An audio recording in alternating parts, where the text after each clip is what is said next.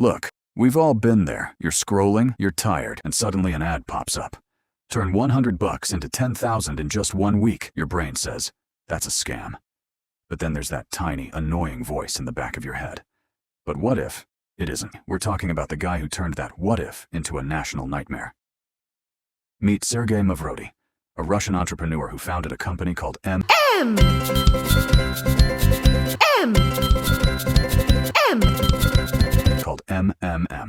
Officially, MMM started as a business selling office equipment.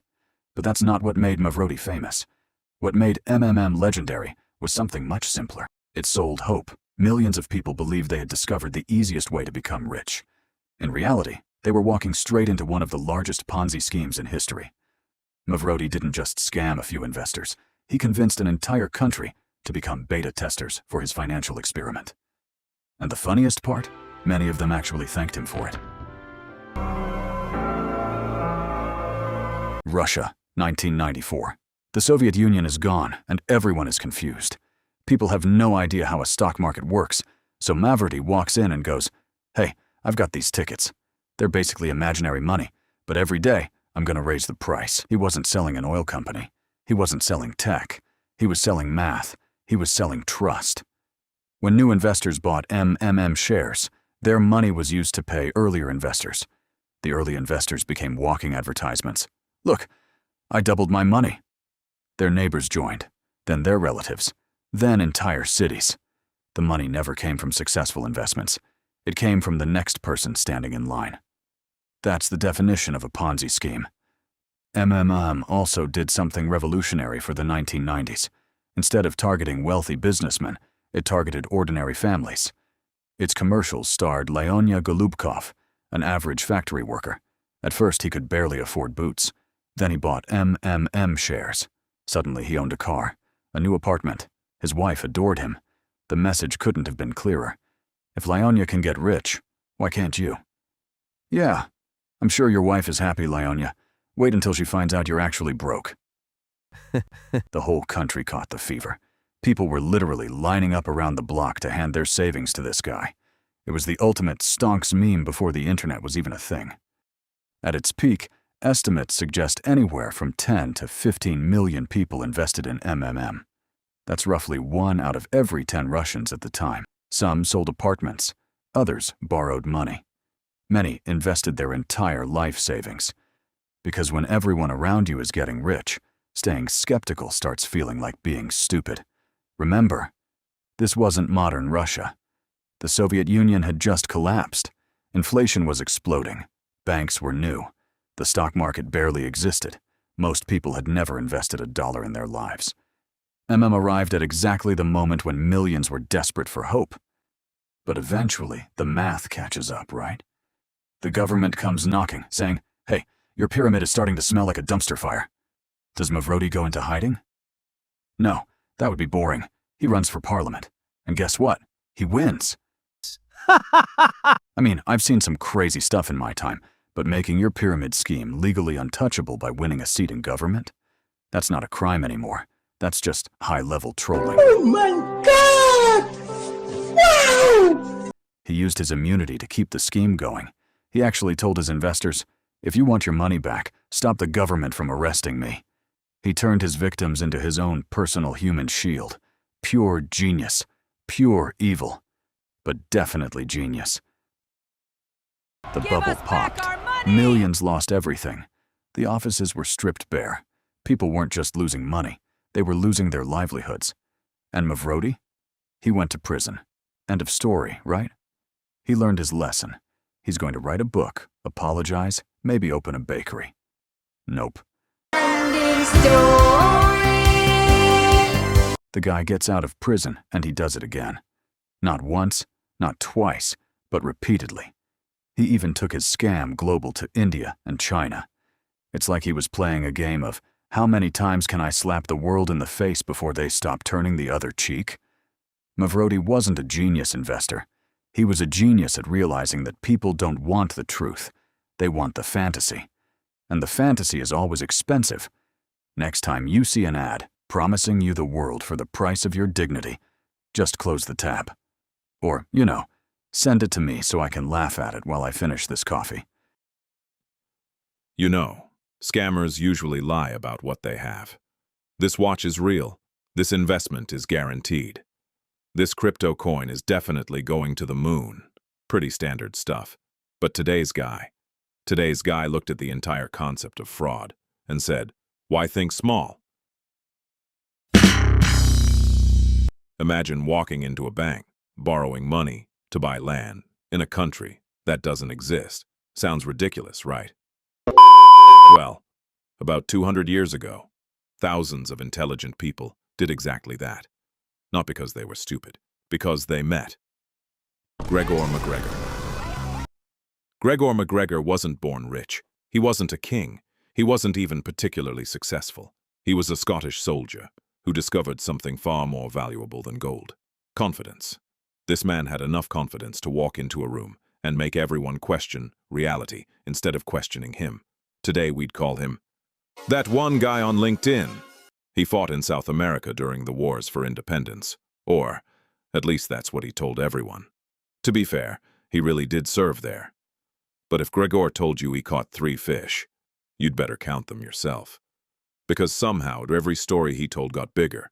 Every victory became legendary. Every title became royal. Every introduction sounded like, "Allow me to introduce His Highness Supreme Commander, hero of civilization, destroyer of tyranny." Bro collected fake job titles the way people collect Steam achievements. Gregor eventually arrived in London, and London was the perfect place for a con artist. See, this was the early 1800s. The British Empire was obsessed with opportunity. People were making fortunes overseas. America was expanding. South America was gaining independence. Explorers kept returning with stories of endless forests, gold, fertile land, and cities waiting to be built. If someone told investors, "There's a brand new country full of unlimited wealth," most people wouldn't ask, "Is it real?" They'd ask, "How much can I buy?" Humanity has changed surprisingly little. That's when Gregor unveiled his masterpiece, a country called Poyai.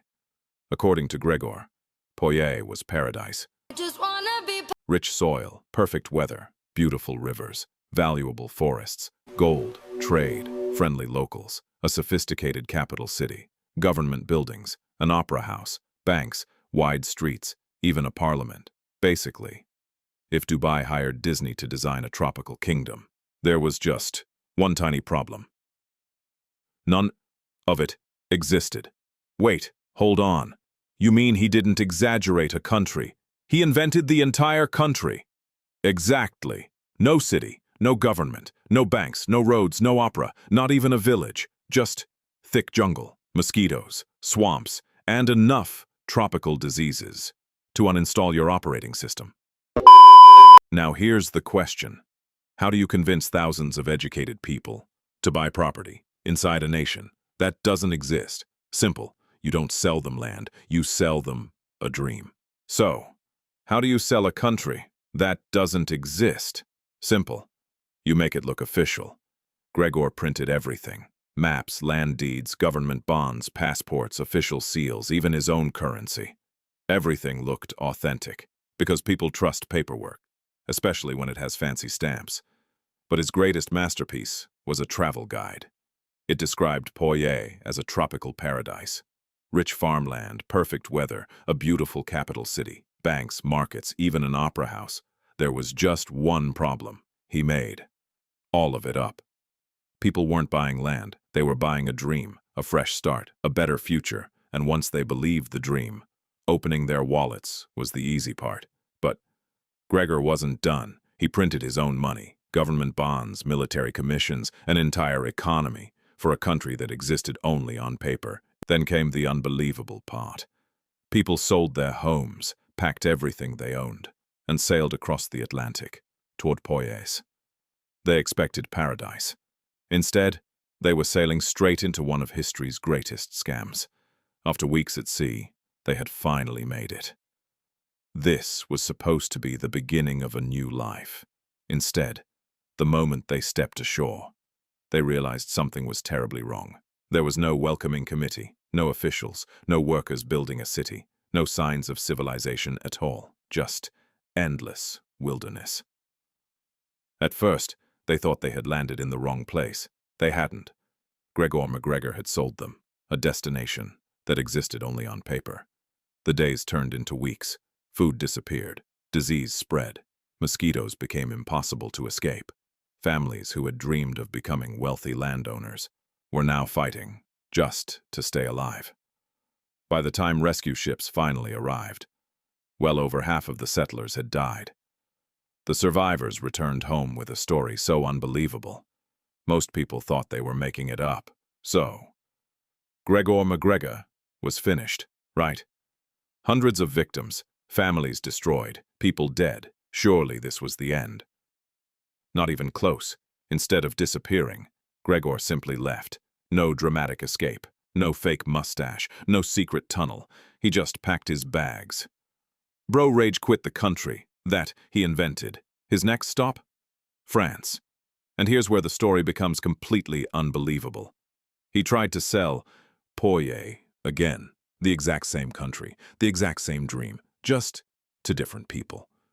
Imagine opening a restaurant, poisoning every customer, getting kicked out, moving to the next town, and opening the exact same restaurant. That's basically Gregor's business strategy. He printed new brochures, new bonds, new advertisements, and, once again, people believed him. Thankfully, French authorities caught on much faster. The scheme collapsed before another expedition could end in disaster. So, did Gregor MacGregor ever pay for what he did? Not really. He was arrested, but never truly punished. He eventually settled in Venezuela, where he died in 1845. A free man. You'd think no one would ever fall for something like Poye again. But scams never disappear. They just evolve. Fake investments, fake crypto, fake AI companies. Different century, same promise. Get rich fast. The greatest scammers don't sell products. They sell hope. And hope can make smart people ignore obvious questions. I'll see you in the next case. Oh, and one more thing. Gregor MacGregor wasn't executed. He wasn't imprisoned for life. In Venezuela, he was honored as a war hero. Imagine being remembered for your military service, while the rest of the world remembers you as the man who sold an imaginary country.